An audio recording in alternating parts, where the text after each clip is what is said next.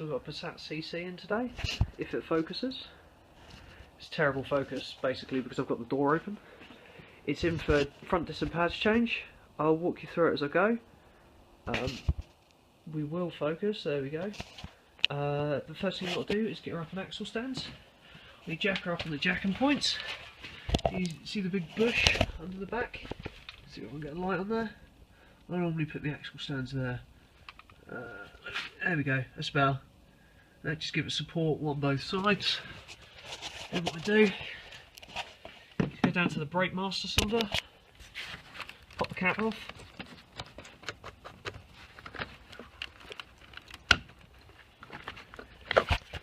Put all that out of the way.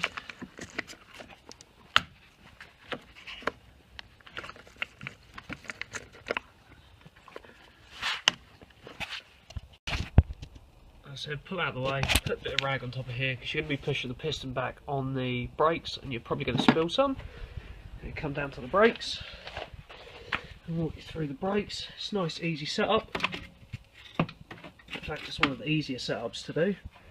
So let's see if I can get a good light. I'll walk you through it stage by stage. Right, first thing you got to do is either push the pistons back. I've got a proper piston rewind kit, so I won't be doing it the old-fashioned way.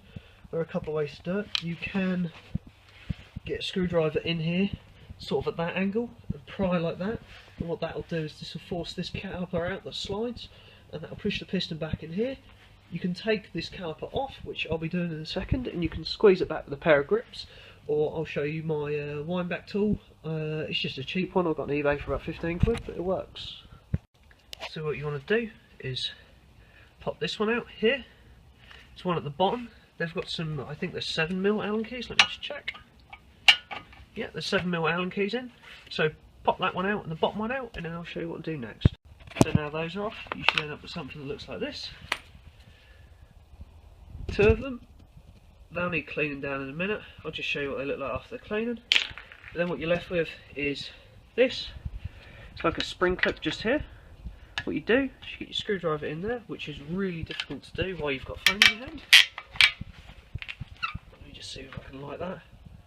Just like that, and then you just pry it out. There's one at the top, one at the bottom. Once you've undone everything, you should see my screwdriver in at the top there. There's not a lot of force required, but you give that a pull and the caliper will come off. If you give me 2 seconds. So that's off like that. You've got one in there that just pings out. You've got one there, you just pull that out. So I don't know if my lights can allow me to do this. And that out. One down here, just sort of pushes into the piston like that. Next thing you want to do is this one here, this one here. What they'll do is allow you to remove the carrier. As you can see, the carrier's on the floor. Once the carrier's on the floor, you've got to undo that retaining nut that you can see just here. Undo that one. Now your brake disc is ready to come off. Usually they're stuck. Either give a tap behind here or give a tap on this surface. Never hit here, it's part of the hub. And always wear safety goggles. So after a bit of swearing, you should be left with that. The brake disc with many dents in. So yeah, that's all good to go. Next thing to do is clean that hub up. You can see it now. Wire brush and a bit of sandpaper on there. So afterwards, you give it a quick clean, make sure everything's nice and smooth. You can just copper slip around here, copper grease. That just help next time you come get disc off, that'll come off nice and easy. Just like that, you can see we have copper grease. New disc that needs to be cleaned. So you get a new disc, always brake cleaner it off first. It just gives it a fresh start. Basically, a lot of them come oiled, so if you put them on without giving them a brake cleaner, then you're going to go down the road and you're not going to have any brakes, and you'll look like a fool, and you'll probably crash, so don't do that. Put the new brake disc on, put a little retaining Torx 30 back in, nip that up. They don't have to be super tight, they're not actually holding the disc on, all they're doing is just sort of supporting the disc while you do everything else. They're not even needed. If that was to snap off, it's not the end of the world. You can put a wheel bolt in, just to hold it. At the end of the day, when the wheel bolts go on and the wheels go on, that's going to hold it anyway. Next thing you need to do is concentrate on the carrier. All you need to do is clean in here and in here, in here and in here. Wire brush, a bit of sandpaper. You get the new brake pads and you just check they fit in here. There's no sort of tenseness in there, tightness, and that they're nice and free. I always do this before I put them on the car, because once they're on the car, they're a bit of a pain, mainly because that one will be clipped in. At least this way you know from word go. What to do is get the piston wound back on the caliper. Now, I've got a tool that I use off eBay. Basically, you wind the threaded bit in and it pushes the piston back. You can clamp across this section here, big pair of grips, and push them back, but I'd recommend getting one of these if you're going to be doing any amount of brake work in the future. They're really handy, and they come with a kit to do rear calipers as well, which require this tool anyway. For 15 quid it's worth the investment. So it's just a quick shot of what the piston will look like when it's all the way back. So you want to do is lubricate your pads. You need it round this top section here, not on the inside, just on the edge. It helps it guide it. Need a bit on the back. Do not get any under the friction material. That's just water drips from the top of my house, or top of my workshop, so don't worry about that.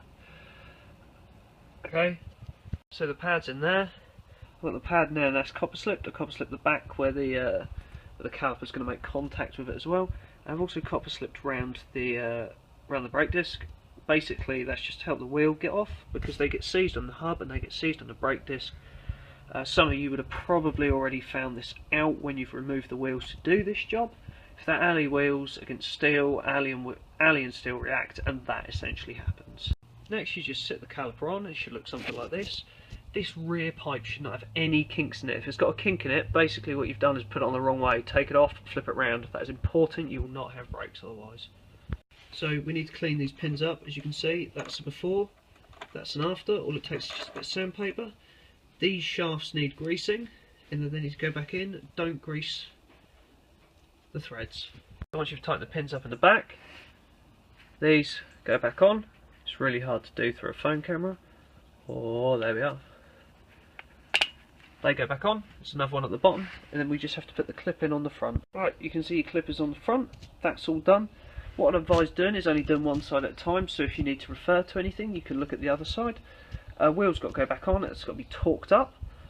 The only thing I will say is I would recommend using all the recommended torque settings from VW, if not Autodata or something similar. Once you come to drive the car away, you need to pump the pedal a couple of times. The piston will then push out and take the gap up. You can take it for a drive. I'd run her in for about sort of 100 miles, no heavy braking, and then you're all good. Just remember, before you finish, rag out the way, back in, nip it up, throw a rag away, bonnet down, off you go.